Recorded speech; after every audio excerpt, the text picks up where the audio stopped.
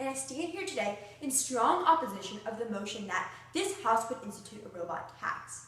To begin, the concept of a robot tax was first introduced by Bill Gates when he said that we should tax robots, and he argued it would slow down the pace of automation and the funds raised would be used to retrain workers. I have three substantives in this round today. Number one, that there's no specific definition to robot, which makes it challenging to decide what is taxed and what is not. Therefore, this dilemma can stifle crucial innovation that is necessary to increase quality of life. My second point is that it addresses the necessity of robots in the medical field. And in my third point, I discuss how automation does not necessarily mean job loss. At the end of my speech, I will refute my opponent's first three substantives. As I begin my first point, there are many definitions of what a robot encompasses. One such definition says that a robot can be defined as a mechanical device that is capable of performing a variety of tasks on command or according to instructions programmed in advance. This can include automatic car washes, ATMs, vending machines. However, this definition is extremely ambiguous and can range from a washing machine to an MRI machine. The dilemma of what a robot is proposes many issues when dealing if a robot tax should be implemented. The issue of drawing the line about where to tax disincentivizes companies from investing in new technologies, which causes many other unintended consequences. Reynolds explains that where to draw the line between a robot, software, or technology that we view as conventional today is an issue. Job automation comes in many forms and has for many years. It would be impossible to define what would need to be taxed and to do it fairly across the board. The issue of companies relocating out of countries with this system into others with the robot tax also exists. For example, let's say the United States had a robot tax, but Mexico did not. Companies would have a financial incentive to move south of the border. A tax of this nature would have a nasty consequence of risking to disincentivize innovation. It would be foolish to purposely slow technological progress with auxiliary solutions that can produce similar results and solve the same problems without stunting innovation. Which leads me to my second point about the immense disadvantages to a robot tax within the medical field.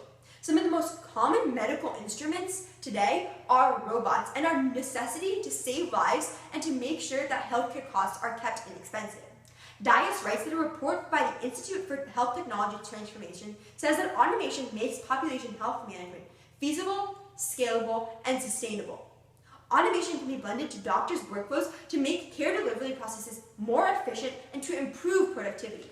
There are 6 ways in which benefits in which robots or machines are needed within medicine. And number 1 is that labor savings. They replace manually intensive tasks. It doesn't eliminate employees, rather it elevates them into higher functioning roles.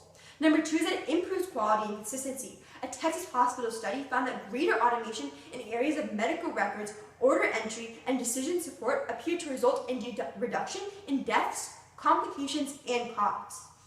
Number 3 is it reduces waste. Number 4, it increases probability of outcomes. Number 5 is higher throughput, which means that by having a nurse supported by automation tools, they can handle larger populations of patients. And number 6 is data-driven insights. As proven above, by stifling this type of innovation that is so essential in the medical field, it would have detrimental impact for thousands, even millions of people. It would cost many lives because many life-saving machines would not be able to be used because of this tax and would also deny many who can afford it. Throughout history, society has been automated. Kessler explains that nearly 500 years ago, Queen Elizabeth I cited the same fear of automation when she denied an English inventor the patent to have a knitting contraption. Again, this happened in the 1900s with the Industrial Revolution, and again in the 1950s and 60s with Lyndon B. Johnson and the Cyber Nation Revolution. These historical examples lead me to my third point, where I explain that the threat that Bill Gates explains from robots is often overblown and is not proven by studies. The opposite, that automation and human work go hand in hand, is true. Kessler continues that though Queen Elizabeth had feared for jobs, weaving and technology ended up creating more jobs for weavers. Amazon offers a more modern example of this phenomenon. The company has increased the number of robots from 1,400 to 45,000 over a 3-year period. But over the same time, the rate at which it hires workers has not changed. A handful of modern studies have noted that there are often a positive relationship between new technology and increasing employment. One such study, Kroman, Skossen, and Sorensen from the Copenhagen Business School implemented a model that showed that machines and robots tend to increase employment in the long run.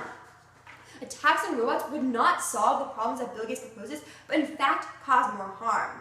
Using such technology as robots would increase productivity, efficiency, and decrease the price of consumer goods, thus benefiting the economy for all. Furthermore, the proposal of a robot tax was introduced in the EU, but did not pass. The European Parliament rejected the idea to impose a robot tax. The U.S. automotive industry, for example, installed more than 60,000 industrial robots in a 5-year period. But during the same time, the number of employees in the U.S. automotive sector increased by 230,000 people. The same trends can be seen in the most advanced economies in Europe and Asia. Now let's go on to refuting my opponent's points. Their first substance is that a tax on robots is necessary to compensate for jobs lost by automation. First, I have three refutations of this. Number one is that I cited numerous studies that proved automation does not cause job loss. The studies actually explain that with automation comes jobs in other fields. My second answer to this is that an increase of robots can increase efficiency, decrease prices, and thus allow the economy to benefit and more to participate within it. My third refutation is that instead of drawing the ambiguous line of taxing robots, which attacks innovation and hurts industries across the globe, there are numerous other taxation solutions that will accomplish a better result. My opponent's second argument states that the money that will be used from the tax will be helped to retrain workers. However, I have two answers to this. Number one is that money that is produced by the tax has no guarantee of actually going towards retraining the workers, thus nullifying any effect of this task. And number two is that the market of automation requires training in and of itself. Furthermore, by using robots, it would allow people to focus on other sectors such as healthcare and education. Their third argument is that a robot tax would fund a universal basic income.